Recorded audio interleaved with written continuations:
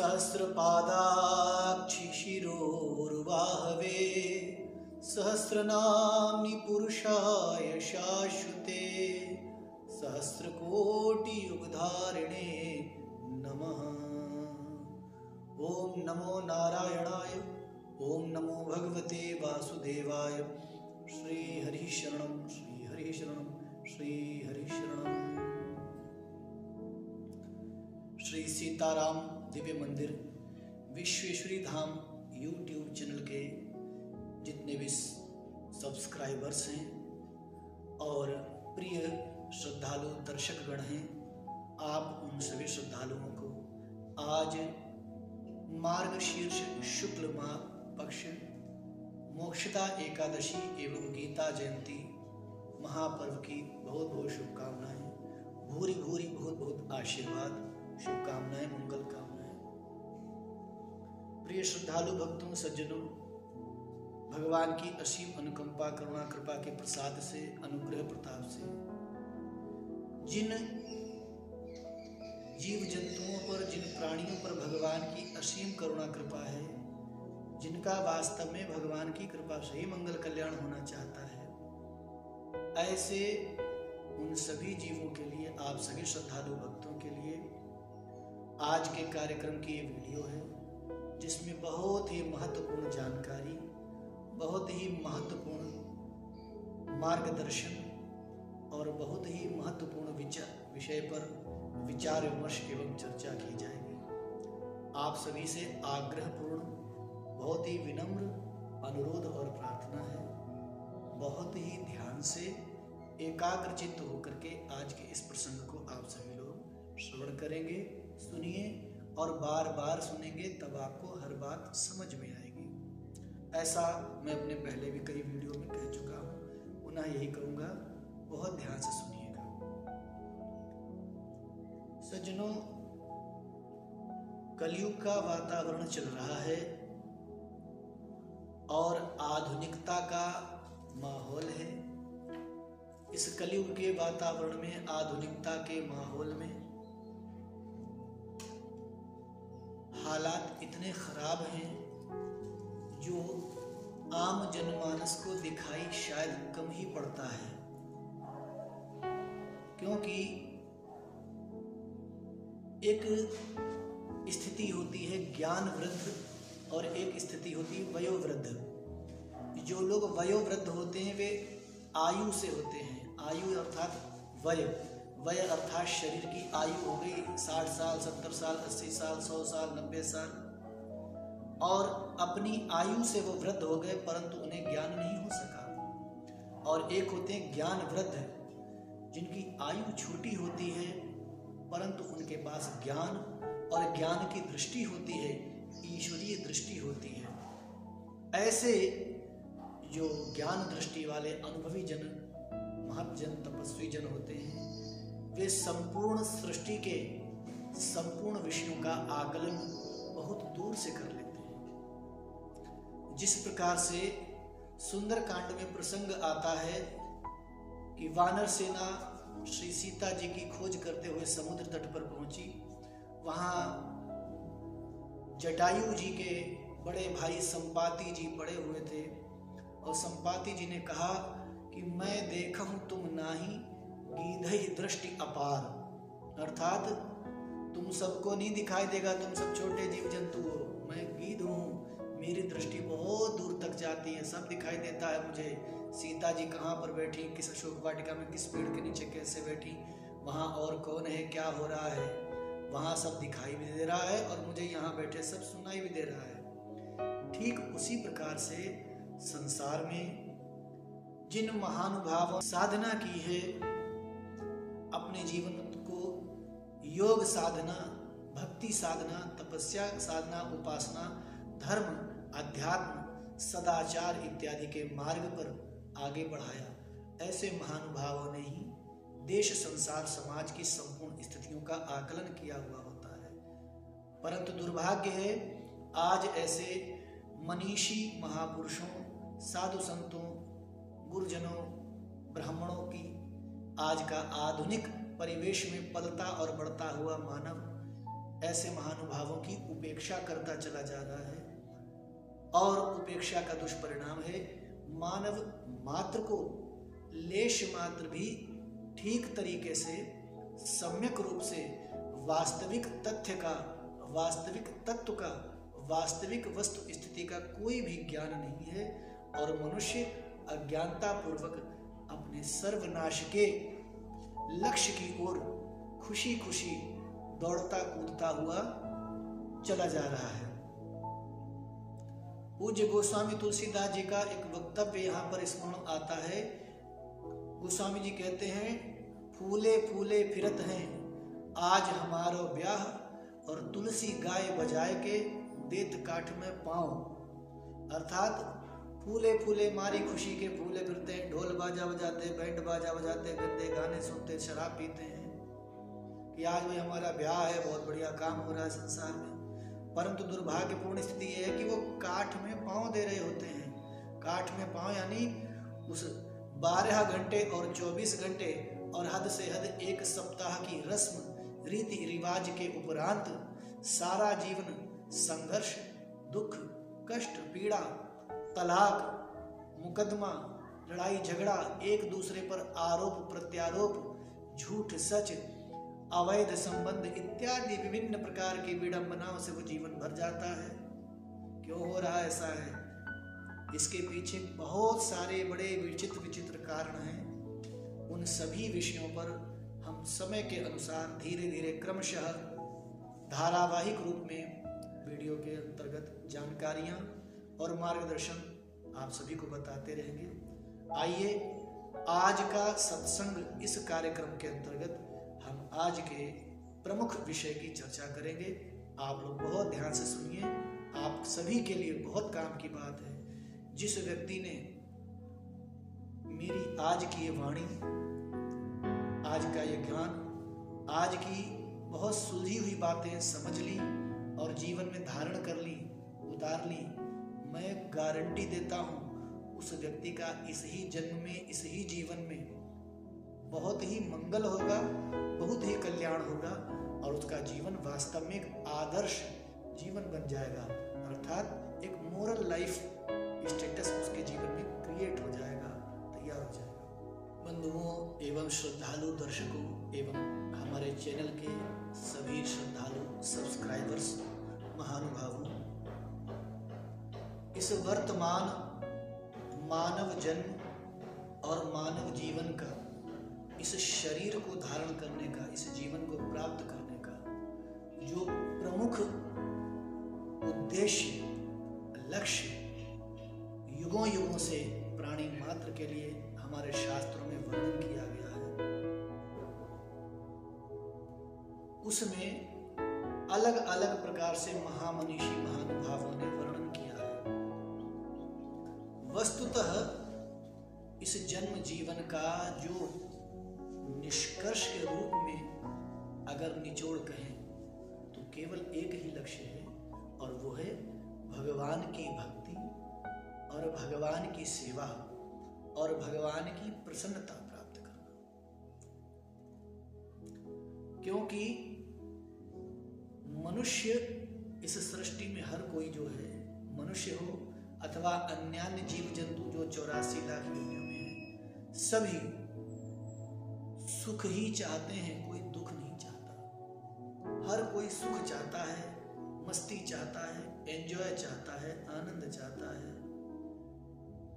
परंतु भाई प्रश्न ये है, ये सुख, मस्ती, आनंद, एंजॉय, शांति, कल्याण कहाँ से आएगा? ये किसी बाजार में नहीं बिकता, किसी दुकान पे नहीं बिकता, किसी पेड़ पर नहीं लगता, किसी वनस्पति पर नहीं उगता, किसी होटल के रूम में नहीं मिलता, किसी रेस्टोरेंट में नहीं मिलता, किसी ढाबे पर नहीं मिलता, किसी स्वादिष्ट व्यंजन में नहीं मिलता, किसी शराब में नहीं मिलता, किसी मांस मदिरा इत्यादि वस्तु में नहीं मिलता। विविध प्रकार के जितने भी अवयव हैं, उपकरण हैं, उनमें सब में कहीं भी किसी में सुख, शांति, आनंद, मंगल, कल्याण, सौभाग्य, आरोग्य इत्यादि कुछ नहीं मिलता। ये जो कुछ मिलता है सब कुछ दो चीजों से मिलता है। प्रथम चीज है भगवान की कृपा और दूसरी चीज है अपना अपना किया गया कर्म। जैसा कर्म करेगा मनुष्य उसको उसका फल अवश्य प्राप्त होगा। श्रीमद् रामचरितमानस रामायण में वर्णन है भगवान शिव के वचनों में। भगवान शिव कहते हैं, बड़े भाग मानुष तन पावा, सुर दुर्लभ सद ग्रंथ ही गावा। अर्थात बड़े भाग की बात है भैया, ये मनुष्य शरीर प्राप्त हुआ है। और देवताओं को भी दुर्लभ है, देवता भी तरसते हैं कि हमें मनुष्य का शरीर मिले, मनुष्य जन्म जीवन मिले। देवता भी चाहते हैं। किस लिए देवता चाहते हैं? वो जानते हैं कि मनुष्य बन करके इस संसार के सभी सुखों का उपभोग किया जा सकता है और सभी प्रकार की वस्तुओं का अनुभव किया जा सकता है। देवता तरसते हैं और जानते हैं इन सब का उपभोग करते हुए भगवान की भक्ति भी बड़ी आनंद पूर्वक की जा सकती है। तो मानव जीवन का बहुत महत्वपूर्ण स्वरूप है, लक्ष्य है और उद्देश्य है। दुर्भाग्य है कि आज के आधुनिक परिवेश में लोगों को मनुष्य का जन्म और जीवन तो प्राप्त हो रहा है, परंतु मनुष्य के जीवन से मनुष्यता, मानवता, इंसानियत धीरे धीरे समाप्त होती जा रही है। अब आप सोचेंगे कि ऐसा तो नहीं है, अभी बहुत अच्छे लोग हैं, अच्छे मैं भी देखता हूँ, जानता हूँ, लेकिन उनकी अच्छाई किस ढंग की है आप जानते हैं? नहीं जानते तो मैं बता देता हूँ। उनकी अच्छाई इतनी ऐसी है, सड़क पर किसी गरीब को एक रजाई या कंबल भेंट देनी है तो 10-15 लोग मिलकर के एक अपना प्रधान या नेता बनाएंगे और रजाई लेने गए, देने गए, कंबल देने गए, उसको भोजन का एक पैकेट देने गए या बिस्किट का एक पैकेट देने गए, कप चाय। 15 लोग मिलकर के तो उसमें हाथ लगाएंगे कि भाई मंत्री जी, नेताजी गरीब आदमी को रजाई दे रहे हैं, और एक दे रहा है, 15 लोग उसमें खाली खड़े फोटो खिंचवा रहे हैं। इसलिए कि ये हमारा photo social media, print media, electronic media इत्यादि के माध्यम से पूरी दुनिया में देखा जाए और लोग जाने कि हम बहुत शरीफ हैं, हम बहुत अच्छे हैं, बहुत सज्जन हैं। उनसे पूछो क्या वो अपने घर से ला के दे रहे हैं? कोई मंत्री जी, कोई नेताजी अपनी कमाई ला के दे रहे हैं? कोई अपने घर से नहीं देता है। आम जनता की जेब काट करके लोग दूसरे का पोषण करने का नाटक करते हैं और फोटो खिंचवा करके दिखाते हैं। मैंने कई बार ऐसा देखा है कि करोड़पति इंसान गरीब इंसान को 2-4 केले दे रहा होता है, 10-20 लोग उसके साथ खड़े होकर फोटो खिंचवा लेते हैं। ये कहाँ की इंसानियत है? अरे इंसानियत करने का शौक है, एक साधारण सामान्य इंसान की तरह रहो। भगवान ने तुम्हें जो दिया है उसका 10% दशांश वो धर्म कार्य में लगाओ तो समझ में आएगा इंसानियत है। और इंसानियत क्रियात्मक रूप से तो है ही है, अंदर से अंतःकरण से भी मानवता होनी चाहिए। ऊपर से इंसान इंसानियत दिखाता है और अंदर से उसके हालात बहुत खराब होते हैं। ऐसी इंसानियत को परमात्मा भी देख रहे हैं, भगवान भी देख रहे हैं। और भगवान देख रहे हैं तो क्या होता है कि जो जस करे तो सो तस फल चाखा। जो जैसा कर रहा है उसको फिर वैसा फल मिलेगा ही मिलेगा, अवश्य मिलेगा। भगवान श्री राम, लक्ष्मण, भरत, शत्रुघ्न जब गुरु वशिष्ठ के आश्रम में, गुरुकुल में विद्या अध्ययन करते थे, बालक थे, तब उस समय भगवान श्री राम ने गुरुदेव वशिष्ठ जी से प्रश्न किया था कि गुरुदेव, ऐसा कहा जाता है कि सही कर्म करना चाहिए, शुभ कर्म करना चाहिए, शुद्ध कर्म करना चाहिए, ये है कर्म से संबंधित जिज्ञासा व्यक्त की। तब गुरुदेव वशिष्ठ जी ने बहुत सुंदर बात कही। गुरुदेव वशिष्ठ जी ने कहा, वत्स राम, कर्म तो जड़ होता है और अंतर्मन की भावना उसकी चैतन्यता, उसका प्राण होता है। इसलिए कर्म का उतना अधिक महत्वपूर्ण नहीं है। कर्म का होना, क्रियात्मक रूप से होना उतना महत्वपूर्ण नहीं है जितना कि उसके पीछे तुम्हारी भावना। जैसे एक उदाहरण देता हूं, बहुत बड़ा उदाहरण दे रहा हूं। अब आप कहेंगे कि महाराज जी कहाँ कहाँ की बात लाते हैं, लेकिन अब बात आई तो हम खरी बात सुना देते हैं। एक स्त्री पुरुष पति पत्नी आपस में अपने गृहस्थ धर्म का शारीरिक संबंध निर्वाह करते समय भगवान नाम का उच्चारण करते हुए, भगवान के नाम का स्मरण करते हुए अपने शारीरिक संबंध का उपभोग करते हैं, तो उनका वह कर्म जो है क्रियात्मक रूप से है, उनको शारीरिक और मानसिक संतुष्टि तो दे रहा है, उनको सुख भी प्राप्त हो रहा है, परंतु उस अवस्था में उनका जो मन है ना, वो परमात्मा में जो लगा हुआ है, उस परमात्मा में लगे हुए उस मन की, उस भजन, उस नाम जप, उस भगवान नाम का स्मरण चिंतन, उन दोनों पति पत्नी को निश्चित रूप से गारंटी के साथ शुभ गति, सदगति और मंगलमय कल्याण ही प्रदान करेगा। क्योंकि क्रियात्मक रूप से कर्म तो दूसरी श्रेणी का है, परंतु अंतर से भावना परमात्मा से जुड़ी है, तो भावना अच्छी है, एक दूसरे को सुख देने की, सम्मान देने की है, तो वहां पर कर्म के साथ साथ भावना का विचार है।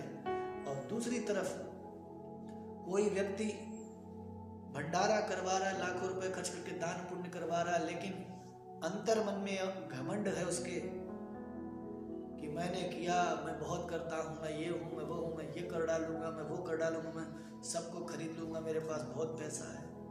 तो उसकी ये भावना उसके किए गए बड़े बड़े धर्म कार्य पुण्यों को भी नष्ट कर देती है, और अंत में ऐसे व्यक्ति की बड़ी दुर्गति होती है। पुराणों में, इतिहास में ऐसे ही नहीं कथाएं वर्णन है, ऐसे ऐसे राजा महाराजा महापुरुष हुए जिन्होंने बहुत बड़े बड़े धर्म के आचरण किए।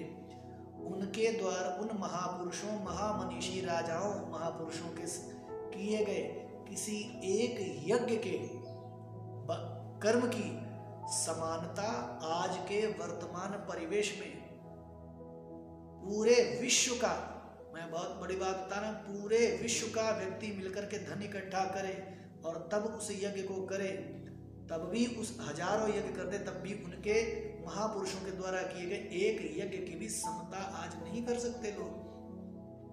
और ऐसे महान श्रेष्ठ कर्म करने वाले महापुरुषों, महामनीषियों की भी कोई भूल चूक रह जाने से बड़ी दुर्गति हुई है। तो आज के मनुष्य की गति कहाँ जाएगी, ये बहुत चिंता का विषय है। आज मनुष्य हर कोई दुखी दिखाई देता है।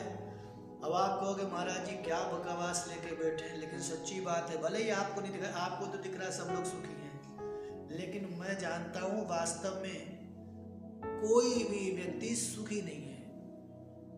हर व्यक्ति घर के बाहर जब निकलता है, बढ़िया कपड़े पहनता, क्रीम पाउडर लगाता, अच्छे बाल बनाता, सस्ता सवरता, चश्मा लगाता, हीरो बनता, गाड़ी में चलता, परफ्यूम इत्र लगाता, सबसे हंसता बोलता, क्योंकि उसे पता है दुनिया को मैं नहीं दिखाना। लेकिन जब सारी दुनिया में सारे कर्म कर करा के अपने घर में आके और अपने बिस्तर में, रजाई में, चंदर में घुस जाता है, वो अपने कर्मों को सोचता है, रोता है। क्यों? अपनी पत्नी को देख के, अपने पुत्र को देख के, अपने बहू को देख के, अपने बेटे को देख के, अपनी नाती को, अपनी बहन को, अपने भाई को, घर के हालातों को देख के व्यक्ति रोता है, अंदर ही अंदर कुढ़ता रहता है, किसी से कहता नहीं, और सबके सामने दांत फैला के बहुत अच्छा बनता है। और खुद के उसके भी ऐसे कर्म हैं, उन कर्मों की वजह से वो बहुत दुखी रहता है। तो मूल वस्तु है कि मनुष्य दुखी रहता है, हर कोई दुखी है आज के समय में, सुखी कोई नहीं है। और दुखी है क्यों? दुखी होने का सबसे बड़ा जो कारण है वो कोई बताता ही नहीं। बड़े दुर्ग में आपको बहुत अच्छी बात बता रहा हूं, आज इंटरनेट के माध्यम से दुनिया भर में इतना ज्ञान पेला जा रहा है, इतना सत्संग किया जा रहा है, इतनी बातें कही जा रही हैं, सही बात कोई किसी को बताता ही नहीं है, क्योंकि सही बात किसी को पता ही नहीं है। अरे सही बात पता होती तो इंसान खुद सुधर जाता, दूसरों को नहीं सुधारता। सही बात किसी को नहीं पता है।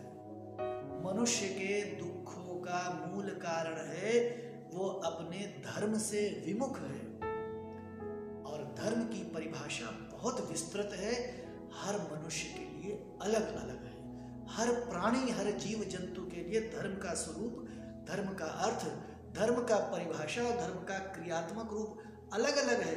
रुचि नाम वैचित्र्या द्रुज कुटिल नाना पतुषाम प्रणाम एको गम्य त्वमसि पैसा मरण एवं।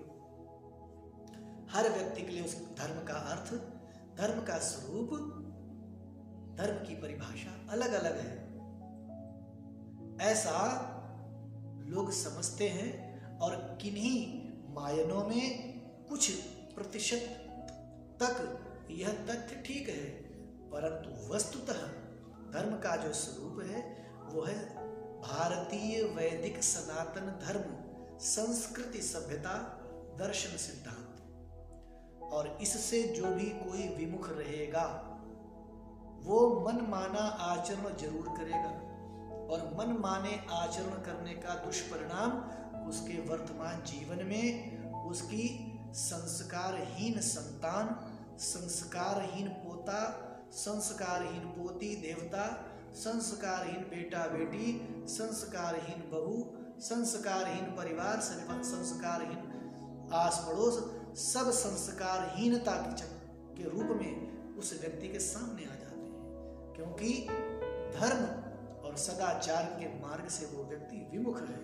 अर्थात बहुत समझ लीजिए फिर से एक बार, मनुष्य के समस्त दुखों का मूल जो कारण है वो अपने धर्म को नहीं जानना, नहीं समझना, धर्म का आदर नहीं करना, धर्म का तिरस्कार, अपमान करना, धर्म के मार्ग पर चलने वालों का उपहास करना, उनका मजाक उड़ाना, उनकी आलोचना, निंदा करना, और स्वयं को मनमाना आचरण करते हुए बहुत बड़ा धर्मात्मा समझना, यही है मनुष्य के समस्त दुखों का सबसे प्रमुख कारण।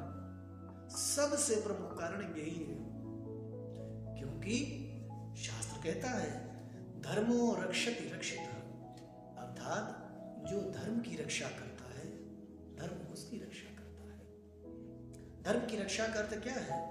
धर्म की रक्षा का अर्थ यह नहीं है कि आप डंडा लेकर के धर्म की रक्षा करेंगे। धर्म का अर्थ है कि धर्म से संबंधित जो भी क्रियाएं हैं, आचरण है, आप उसको अपने जीवन में जब पालन करते हैं तो आप धर्म की रक्षा कर रहे हैं, और आपके द्वारा वह सुरक्षित धर्म आपकी अगली संतति, आपके पुत्र पुत्री संतति के अंतर्गत आता है।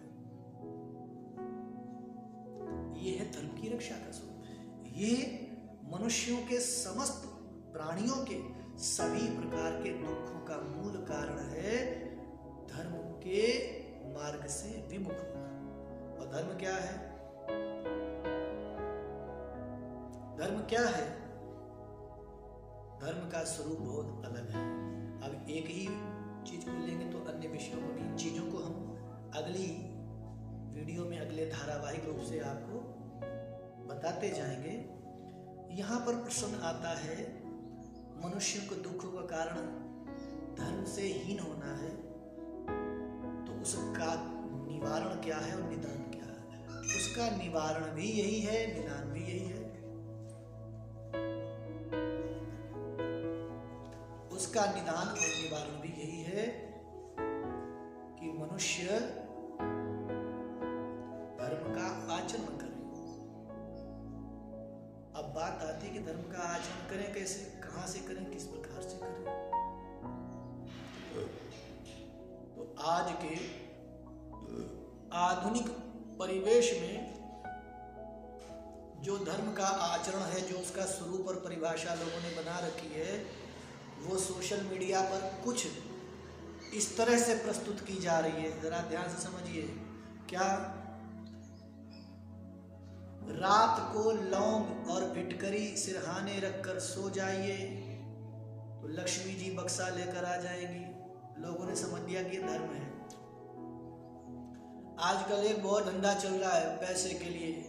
एक प्लेट में चावल लीजिए, फिर उसमें एक सिक्का रखिए, फिर उसमें दालचीनी की सूखी सूखी डंडियां रख दीजिए, दालचीनी का पाउडर लीजिए, तेज पत्ते पर रख दीजिए, जला दीजिए, पैसा आ जाएगा। समझते हैं लोग कि ये धर्म है। मनुष्य की बुद्धि देखो कितनी घटिया हो चुकी है कि साइंस की, विज्ञान की कुछ क्रियाओं को लोग धर्म समझने लगे हैं।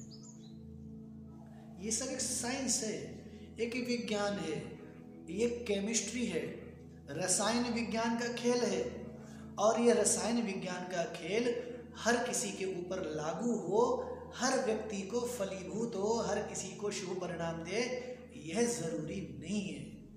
यह मनुष्य को भटकाने के काम है।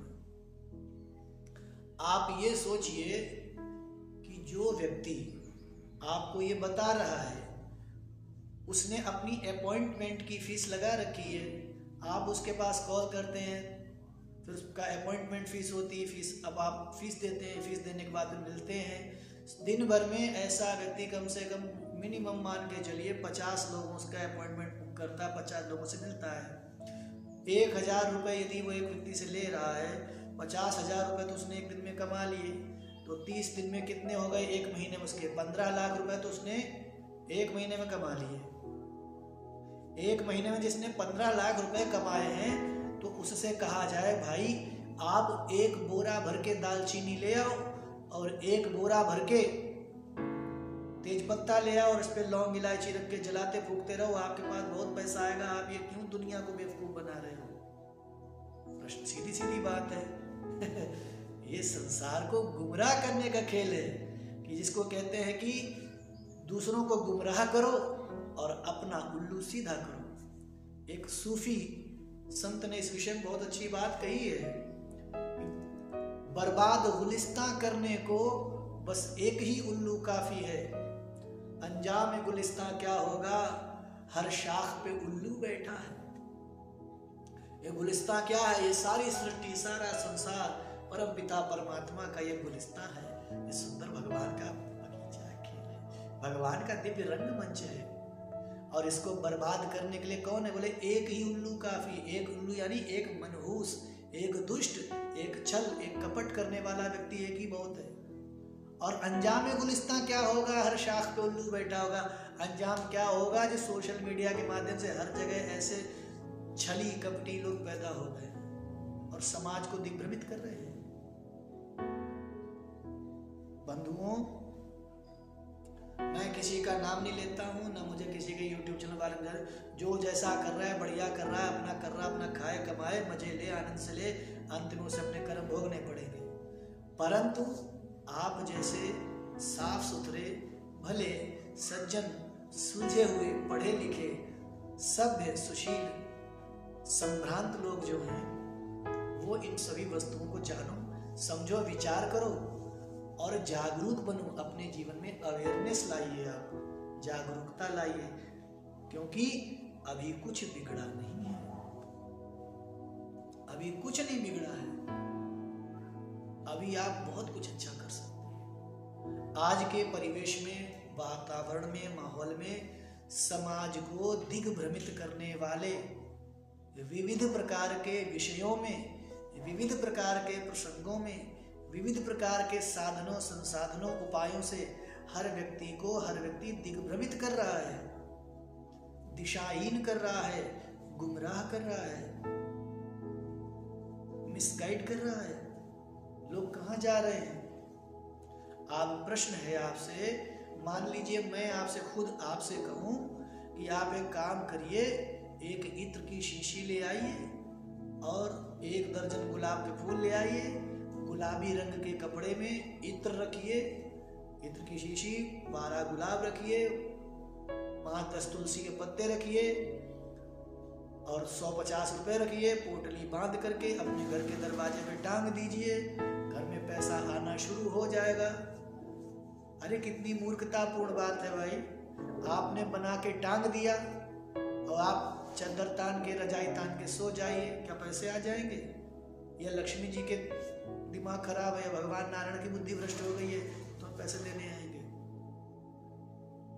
भाई जब तक सुबह सूर्य उदय से पहले नहीं उठोगे, स्नान इत्यादि शौच आदि क्रियाएं नहीं करोगे, नित्य कर्म नहीं करोगे, सूर्य भगवान को अर्घ्य दे के अपने नित्य नियम से और सब कर्म करके, और फिर अपनी नौकरी, रोजगार, व्यवसाय, दुकान, प्रतिष्ठान, काम धंधे पर नहीं जाओगे, तब तक कहां से पैसा कमाओगे? मनुष्य सोचता ही नहीं इस बारे में। लोग सोचते हैं कि बस हाँ ये लटका देंगे, ये टांग देंगे, ये गाड़ देंगे तो बस हो जाएगा काम। अरे मूर्ख, बिना कर्म करे कुछ नहीं हो सकता है, कर्म तो करना ही पड़ेगा। व्यक्ति के लिए भगवान ने कहा है बिना कर्म नहीं, कर्म तो सबके लिए बंधा हुआ एक व्यवस्था है भगवान की, हर व्यक्ति को करना पड़ेगा। तात्पर्य कहना है कि इस प्रकार से समाज को लोग अनेकों प्रकार की बातों से दिग्भ्रमित कर रहे हैं। कोई आंदोलन चल जाता है, उस आंदोलन में देश के युवाओं को लोग टारगेट करते हैं। आज के समय में एक बहुत बड़ी विचित्र बात है कि जिसको समाज में अपना सिक्का चमकाना है, समाज में अपनी जगह बनानी है, बोले युवाओं को टारगेट करो। टारगेट मतलब युवा वर्ग को किसी भी प्रकार से अपनी बातों में ले लो, युवा जो कह देगा बस वही चलेगा और तुम्हारी बल्ले बल्ले हो जाएगी समाज में।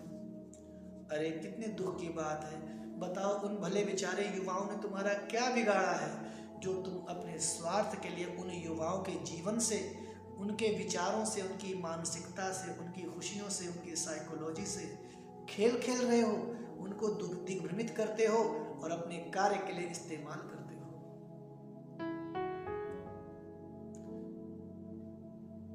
ये विषय दूसरी तरफ चला जाएगा, इस विषय में क्या ही कहना, लोग बुरा मान जाएंगे और बहुत बेहतरीन बीकानेरी मिर्च लग जाएगी 10 दिशाओं में। लेकिन कड़वा सच यही है कि लोगों ने समाज को किस प्रकार से दिग्भ्रमित किया है और आज भी लोग बहुत दिग्भ्रमित हो रहे हैं, बहुत दिग्भ्रमित हैं, बहुत लोग गुमराह हैं। और उस गुमराही का फल ये है कि लोग अपने पैरों पर कुल्हाड़ी मार रहे हैं, अपने जन्म, जीवन, कर्म, स्वभाव, संस्कार, भविष्य सबका सत्यानाश किए चले जा रहे हैं, सबका सत्यानाश हो रहा है। अब बात यह है कि ये चीजें कौन विचार करेगा? ये हमारे जैसे कुछ गिने चुने जन, महात्मा जन ही इस विषय पर विचार करते हैं, वरना कोई इस विषय पर नहीं।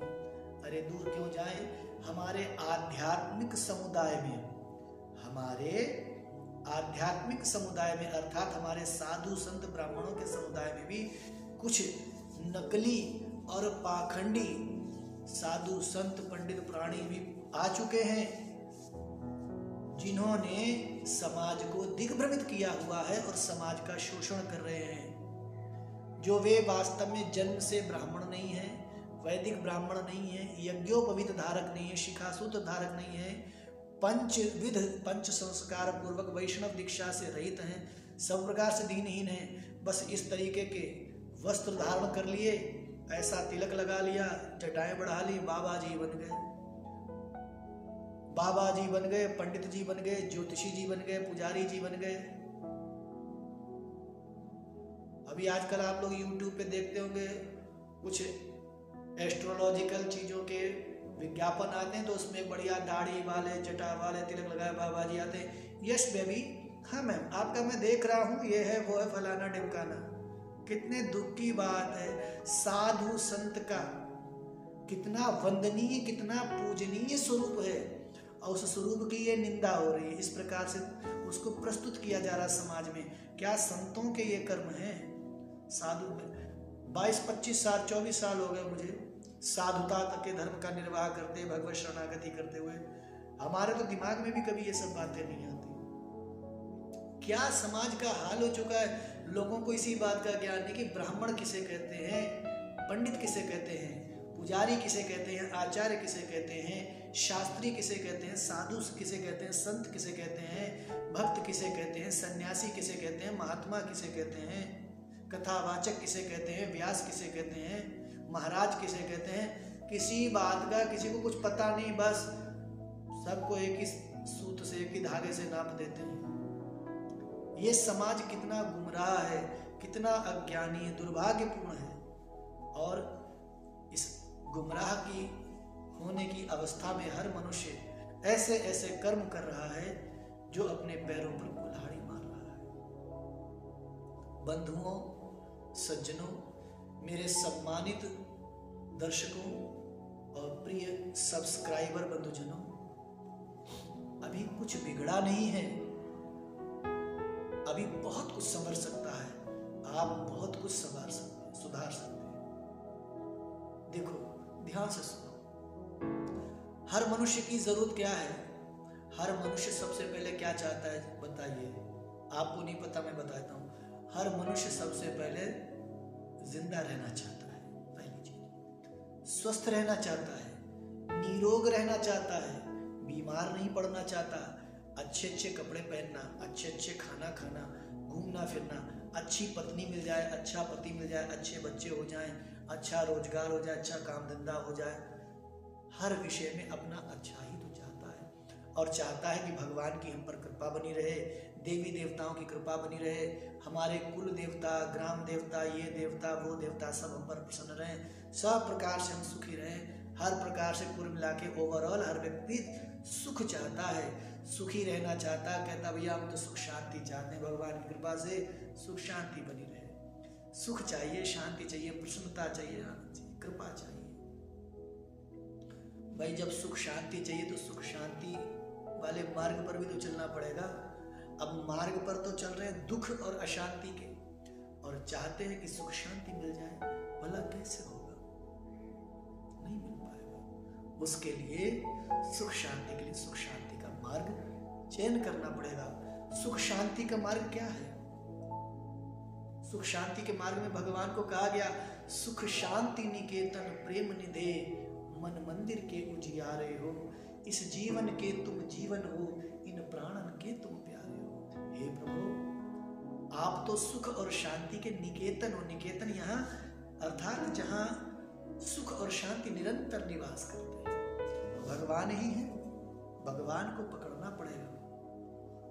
अब भगवान को पकड़े कैसे? भगवान को पकड़ने का जो साधन शास्त्रों में बताया गया है उसकी ओर चलना पड़ेगा। कब? अगर वास्तव में अपना हित और भला चाहता है व्यक्ति तो उसको चलना पड़ेगा। मैं प्रसंग को आगे बढ़ाऊं उससे पहले फिर एक बार कह दूं, देखो भाई, जिसको वास्तव में अपना भला चाहिए है और वास्तव में ईमानदारी से अपना हित करना चाहता है, वो व्यक्ति इस वीडियो को देखो, इस कार्यक्रम को, इस सत्संग को सुनो, इस प्रवचन को सुनो, और नहीं समझ में आए तो बार बार देख के सुनो, समझो। बात बैठेगी, दिमाग में बैठेगी, जरूर बैठेगी। लेकिन किसके? जो भाई अपने वास्तव में ईमानदारी से अपना भला करना चाहते हो तो, नहीं तो सत्यानाश और सर्वनाश और जन्म जन्मांतरों की कमाई हुई धर्म की पूंजी का सर्वनाश होना सुनिश्चित है। दुनिया की कोई ताकत ऐसे व्यक्ति को नहीं बचा सकती, कोई देवी देवता नहीं बचा सकता, क्योंकि अपने ही हाथों से अपने पैरों पर कुल्हाड़ी मारने वाले लोगों को हमने बहुत देखा है और बहुत दुर्गति होती है। देखो, सभी समस्याओं का, सभी विडंबनाओं का, सभी कष्टों का, सभी दुखों का एक ही उपाय है, और वो है भगवान की शाश्वत कृपा। कृपा नहीं, मैंने इसमें एडजेक्टिव यानी विशेषण प्रयोग किया है यहाँ पर। शाश्वत कृपा, शाश्वत यानी जो हमेशा आपके ऊपर बनी रहे। अब शाश्वत कृपा कैसे आएगी? भगवान की शाश्वत कृपा पाने के लिए चाहिए कि आप नित्य निरंतर अपने जीवन में सत्संग का सेवन करें। गोस्वामी तुलसीदास जी ने श्री रामचरितमानस के बाल कांड के प्रथम प्रसंग में वर्णन किया है, बिनु सत्संग विवेक न होई, राम कृपा बिनु सुलभ न सोई। बहुत बढ़िया बात, ध्यान से दीजिए, सुनिए। बिनु सत्संग विवेक न होई। विवेक क्या होता है? विवेक क्या चीज है? विवेक शब्द का अर्थ होता है छल, कपट, बेईमानी, चटई, चालाकी, चतुराई, होशियारी, बुद्धिमानी, समझदारी। इन सब से जो ऊपर बुद्धि का लेवल है उसको विवेक कहते हैं। वो सबसे ऊंची चीज है, वो विवेक होता है। और वो विवेक कैसे मिलता है? वो सत्संग के बिना नहीं प्राप्त होता है। और वो सत्संग कैसा है? बोले राम जी की कृपा के बिना नहीं प्राप्त होता। और राम जी की कृपा कब मिलती है? राम जी की कृपा तो भैया राम जी को प्रसन्न करने से ही मिलती है। और राम जी की प्रसन्नता किसमें है? राम जी प्रसन्न होते हैं हनुमान जी के द्वारा। बहुत ध्यान से सुन लेना, कोई नहीं बताएगा। राम जी की प्रसन्नता हनुमान जी की कृपा से मिलेगी। हनुमान जी चाहेंगे तो राम जी आपके ऊपर प्रसन्न होंगे, हनुमान जी अगर नहीं चाहेंगे तो राम जी को क्या पड़ी है, भगवान श्री राम क्यों आपके ऊपर प्रसन्न जबरदस्ती होने आए, जबरदस्ती क्या उन्हें पत्र पड़ी है। परंतु यदि हनुमान जी ने कह दिया प्रभु हाँ ये बहुत पापी है, दुष्ट आत्मा है, अनेक अनेक पाप कर्मों का है, फिर प्रभु आप इस पर प्रसन्न हो जाओ, छोड़ो जो हुआ छोड़ो, आप इसे कृपा कर दो। राम जी कहते ठीक है हनुमान जी, तुमने कह दिया तो पास, ठीक है। तो हनुमान जी के बिना राम जी प्रसन्न नहीं होते। अब बात आती कि हनुमान जी को भी पटाना है, हनुमान जी कैसे पटेंगे, हनुमान जी को भी तो लेना पड़ेगा लाइन पे, तो हनुमान जी कैसे आएंगे। तो हनुमान जी को प्रसन्न करने के लिए संसार में और समाज में एक बहुत बड़ी भ्रांति फैली हुई है कि श्री राम जी का नाम सुनाओ, सीताराम कीर्तन कर दो, हनुमान चालीसा पढ़ लो, सुंदरकांड पाठ कर लो तो हनुमान जी की कृपा मिल जाती है, हनुमान जी प्रसन्न हो जाते हैं। ये एक बहुत बड़ी भ्रांति फैली हुई है। ये शब्द मुझसे पहले किसी संत महात्मा ने नहीं कहा होगा, लेकिन मैं कह रहा हूं, ये भ्रांति है। किस प्रकार से भ्रांति है, इसको बहुत ध्यान से समझिए। कोई भी कमेंट करने से पहले कम से कम 100 बार वीडियो देख लेना, उसके बाद मुझे कमेंट करना। अगर कोई गलत कमेंट करता है इसका मतलब है 2 कौड़ी की बुद्धि का है, उसको व्यक्ति को मेरी बात समझ में नहीं आई है, चाहे वो दुनिया का कितना ही बड़ा विद्वान हो। बहुत ध्यान से समझना। व्यक्ति हनुमान जी की पूजा भी करता है, हनुमान चालीसा पाठ भी करता है, राम नाम सीताराम नाम का कीर्तन भी सुनाता है, सुंदर कांड का पाठ भी कर लेता है, रामायण का पाठ भी करता है, और झूम झूम के सब कुछ करते हैं, गा बजा के। लेकिन उस ही सुंदर कांड के कार्यक्रम में, हनुमान जी के कार्यक्रम में, पूजा पाठ अनुष्ठान में यदि कोई साधु संत महात्मा ब्राह्मण पंडित पुजारी अथवा कोई दीनहीन गरीब भिखारी ही सही अगर आ जाएगा ना, तो वही कीर्तन करने वाले लोग उसका तिरस्कार करके उसको भगा देते हैं, उसका सम्मान नहीं करते, आदर नहीं करते। और कोई अच्छे उत्तम श्रेणी के साधु महात्मा आ गए और उनका अच्छा आसन है, कोई है योग्य अपने आप में महात्मा, और आके दर्शन देने आए बैठे, तो लोग उनकी कीर्तन करने वाले जो हनुमान जी का सुंदरकांड पाठ पूजा कर रहे, वो उन महात्माओं की उपेक्षा करते हैं, निंदा करते हैं, आलोचना करते हैं। बताओ भैया, ऐसा करने वालों के ऊपर हनुमान जी भला क्यों प्रसन्न होंगे? हनुमान जी ने कोई भांग धतूरा खाया है?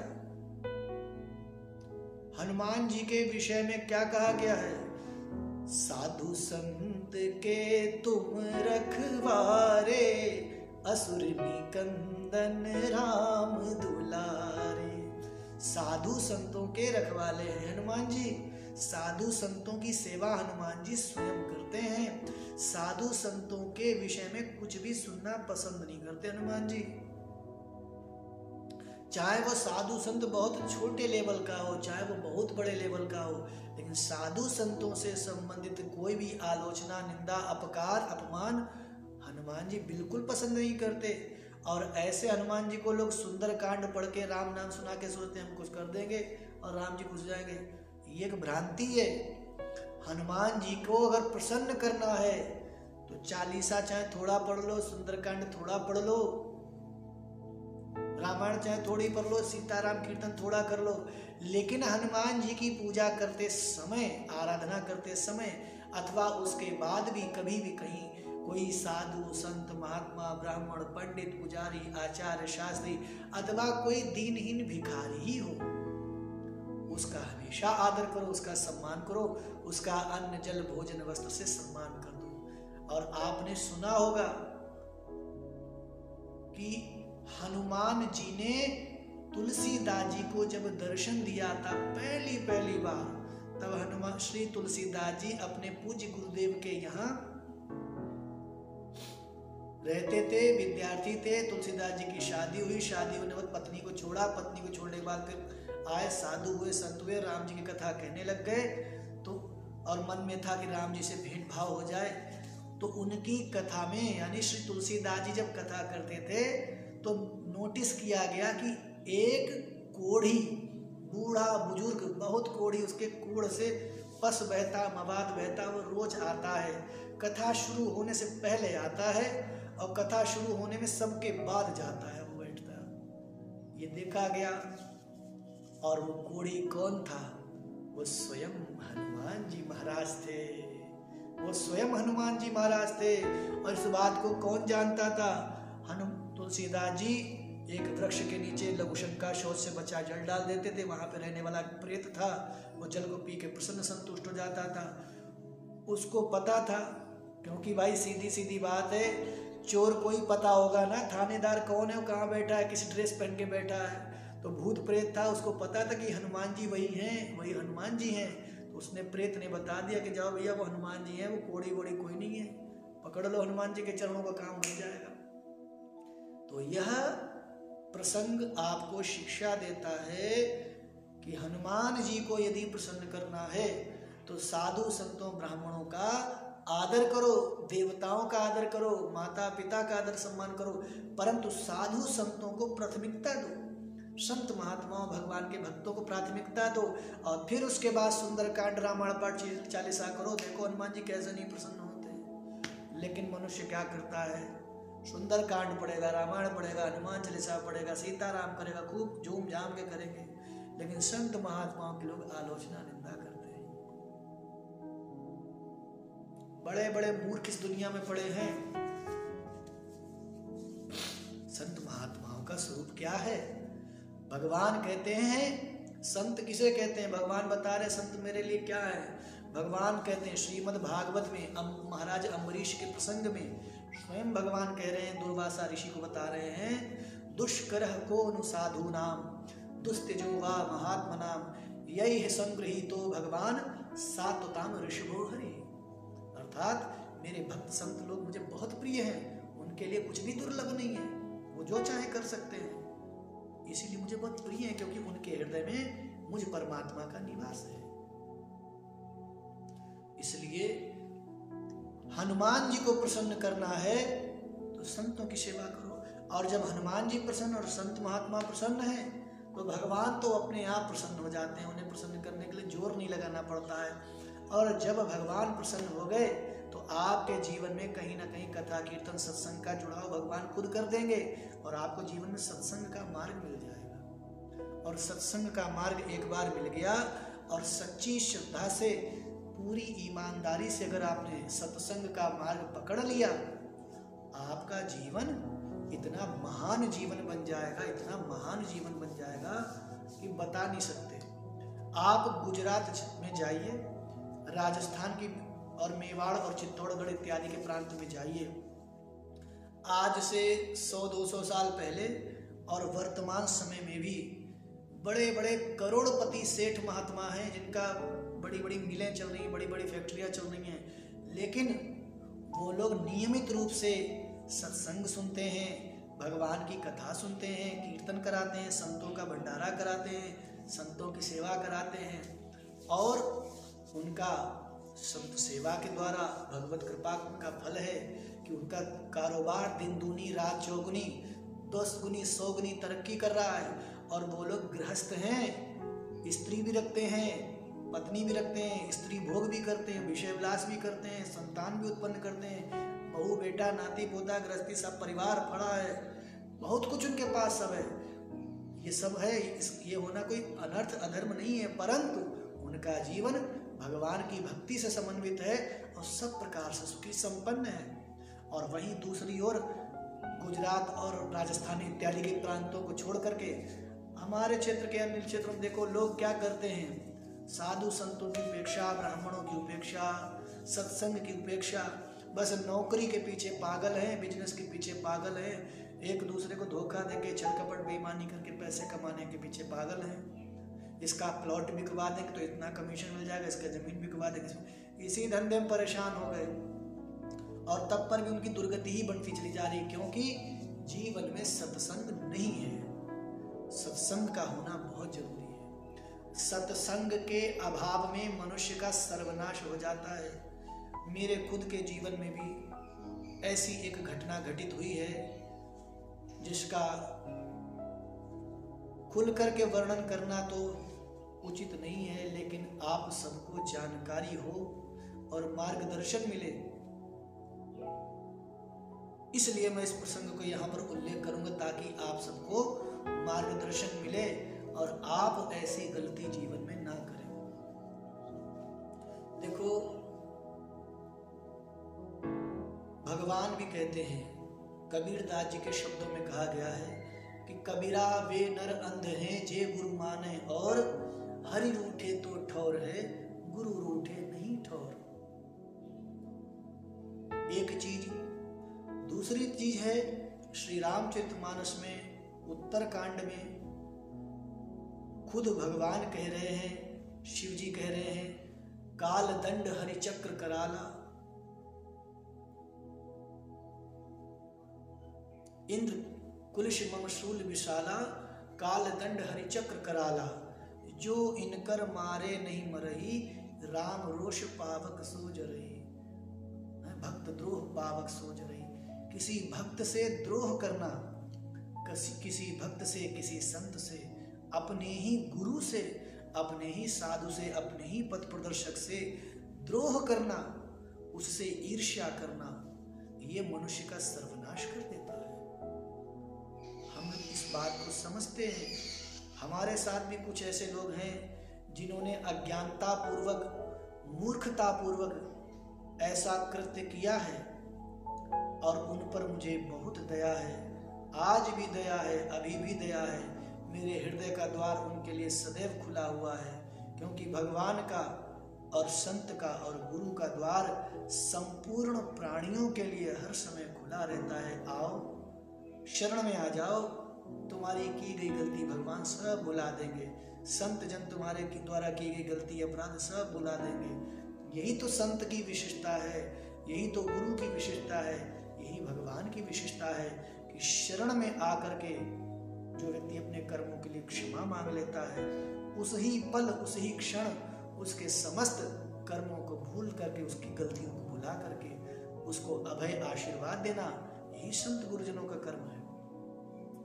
अन्यथा व्यक्ति संत जनों और गुरुजनों से द्रोह करके और विमुख होकर के कौन से कल्याण को प्राप्त कर लेगा? नहीं, क्योंकि भगवत प्राप्ति, भगवत कृपा, भगवत अनुग्रह का जो मार्ग है वो सत्संग, कथा, कीर्तन, संत जनों और गुरुजनों की सेवा के द्वारा ही होकर गुजरता है, इससे अतिरिक्त नहीं। जिस शिक्षक ने पेंसिल पकड़ के छोटा आ बड़ा आ लिखना सिखाया, अब आज उस शिक्षक को सड़क पर पकड़ के पीट के मारने की बात करोगे तो बताओ भला तुम कैसे कल्याण को प्राप्त करोगे? इसी प्रकार से जिन संत महापुरुषों ने तुम्हें भगवान का नाम, भगवान की कथा, भगवान का कीर्तन, भगवान का सत्संग और भगवत तत्व का ज्ञान कराया, उनसे द्रोह करके ये मनुष्य भला कैसे कल्याण को प्राप्त कर सकता है? इसलिए जिस किसी को भी अपने जीवन का भला करना है, सब प्रकार से भला करना है, हर प्रकार से भला करना है, सब प्रकार के दुख, दरिद्रता, दुर्भाग्य से रहित, बचकर सुरक्षित बहुत अच्छा जीवन बनाना है, उसको चाहिए कि सबसे पहले साधु संतों की सेवा, ब्राह्मणों गुरुजनों का सेवा, आदर सत्कार, सत्संग को सेवन करना, भगवान की कथा श्रवण करना, संत सद्गुरु महापुरुषों गुरुजनों के बताए मार्ग पर चलना शुरू करें और उसके अनुसार अपने जीवन को धीरे धीरे सही दिशा देते चले जाएं। यही वर्तमान जन्म और जीवन बहुत श्रेष्ठ, महान और श्रेष्ठ सुख और महान सुख सौभाग्य से परिपूर्ण होगा और अंत में शरीर शांत हो जाने पर, अर्थात मृत्यु हो जाने पर भगवत कृपा से, भगवत अनुग्रह से कल्याण की प्राप्ति होगी, अन्यथा सर्वनाश तो सुनिश्चित ही है। इसलिए मनुष्य को अपना कल्याण सोचना चाहिए, करना चाहिए।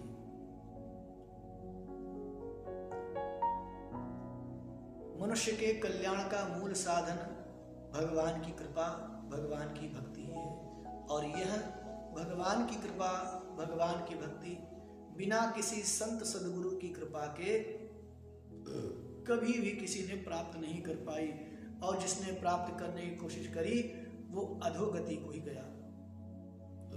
इसलिए अपने हित और भला करने वालों को, जिसको वास्तव में अपना हित करना है, वे महानुभाव दर्शकगण आज के इस सत्संग प्रवचन के कार्यक्रम की वीडियो को कम से कम 20 बार 50 बार जितनी बार चाहे देखना, तब जाके आपको कोई बात समझ में आएगी।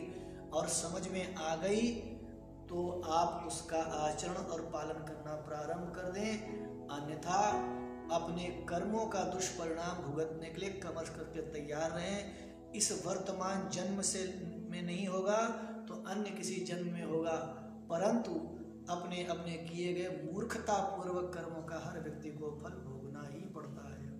इसलिए भगवान की कृपा के पात्र बन करके इन चीजों से बचने का प्रयास करिए, अपने जीवन को अच्छा बनाइए। देखो भाई, हमारे पास तो भगवान की कृपा से हर विषय का ज्ञान है और समय के अनुसार हम श्रृंखलाबद्ध से रूप से प्रतिदिन के रूप में आपको सत्संग, प्रवचन, कथा, कीर्तन, तंत्र, मंत्र, यंत्र, ज्योतिष, पूजा पाठ सब चीज़ों के बारे में जानकारी देंगे, ज्ञान देते रहेंगे। क्योंकि भगवान ने मुझे अधूरा बना के नहीं भेजा, परिपूर्ण बना के भेजा है। जिसको अधूरा बना के भेजा है वो जाने, भगवान जाने। मुझे तो भली भांति पता है, मुझे भगवान ने अधूरा बना के नहीं भेजा, परिपूर्ण बना के भेजा, सब कुछ करके दिया है। उन भक्त वत्सल प्रभु, भक्त वत्सल, भक्तवांछा कल्पतरु, शरणागत वत्सल, करुणा निधान, करुणा सागर, कृपा सिंधु, दया सागर, दीन बंधु, दयालु, दया निधान, कृपालु, कृपा निधान, जगदीश्वर भगवान, परम पिता परमात्मा परमेश्वर, जगत पिता जगदात्मा जगदीश्वर, वैकुंठनाथ, रमानाथ, लक्ष्मीनाथ, सीतानाथ, रुक्मिणी वल्लभ, द्वारिकाधीश, द्वारिकानाथ, अयोध्यानाथ, कनक भवन विहारिणी बिहारी, जो भगवान श्री सीताराम जी साक्षात भगवान श्री लक्ष्मी नारायण का असीम अनुग्रह, वात्सल्य, स्नेह मेरे साथ निरंतर है। उनकी कृपा का प्रसाद है और मैं चाहता हूँ कि उनकी कृपा का जो प्रसाद, प्रभु की कृपा का जो प्रसाद मेरे पास है, वो मैं सारे संसार को, सभी सनातन धर्मियों को तथा संपूर्ण प्राणी जगत को वितरित करूं। आज के सत्संग प्रवचन की कथा का, भगवत कृपा का, प्रसाद का कोई एक भी कण अगर किसी को अच्छा लगा है तो आपसे विनती है, आज के इस कार्यक्रम की वीडियो को अधिक से अधिक लोगों तक शेयर कर दें, आगे बढ़ाएं, अन्य लोगों का भी हित करें। आपको श्रृंखलाबद्ध रूप से अब सभी कार्यक्रम मिलते रहेंगे, ऐसा हमारा प्रयास है। आप सभी का शुभ हो, मंगल हो, कल्याण हो, सब प्रकार से भगवान की कृपा आपके ऊपर बनी रहे। आप सदैव स्वस्थ रहें, निरोग रहें, सुंदर रहें, आनंद मंगल रहें, कल्याण से रहें, परिपूर्ण रहें, सुखी रहें। भगवान की निरंतर शाश्वत कृपा आप पर बनी रहे। यत्र तत्र सर्वत्र भगवान आपको सुरक्षित रखें, ठीक ठाक रखें। इसी मंगल कामना के साथ मेरा बहुत बहुत आशीर्वाद, सबके लिए बहुत बहुत आशीर्वाद, और वाणी को विश्राम है। अगली वीडियो में पुनः सत्संग के सत्र में प्राप्त होंगे, भेंट करेंगे। आप सभी का मंगल हो, कल्याण। जय जय श्री सीताराम नाम महाराज की जय।